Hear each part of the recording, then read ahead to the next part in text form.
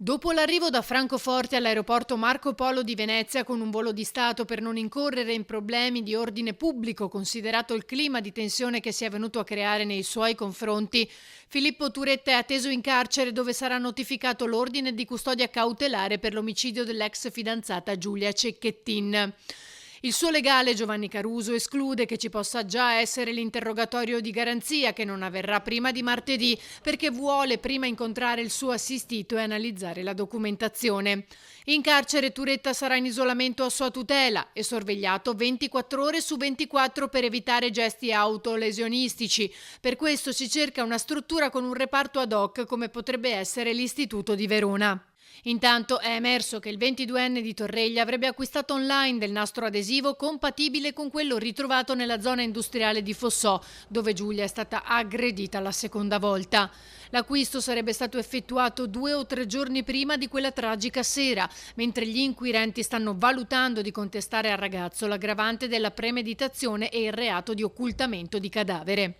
Sull'auto nera, ancora in Germania, in attesa che i carabinieri coordinati dalla Procura di Venezia vadano a prenderla per sottoporla alle analisi del RIS di Parma, la polizia tedesca nel frattempo ha effettuato una ricognizione superficiale. Non risulta, si legge nel rapporto, che il mezzo sia incidentato e non risultano segni evidenti di sostanza ematica. Mentre emergono i contenuti della denuncia di scomparsa presentata ai carabinieri domenica 12 novembre da Gino Cecchettin, in cui si legge «Temo per l'incolumità di mia figlia», riferendo, come anche in alcune dichiarazioni ai microfoni, che la figlia aveva sempre comunicato ogni suo spostamento se si fosse trattenuta fuori casa. Un messaggio forte è arrivato dalla Premier Meloni a Verona per la firma dell'accordo per la coesione con la Regione Veneto, che ha aperto la cerimonia con un applauso in ricordo di Giulia. Una cosa che mi ha reso fiera in queste settimane è stato vedere approvare la legge che il governo ha varato contro la violenza all'unanimità dalle forze politiche, con il contributo di tutte le forze politiche, e noi continueremo ad andare avanti. Ci sono anche altre importanti iniziative che portiamo avanti in questi giorni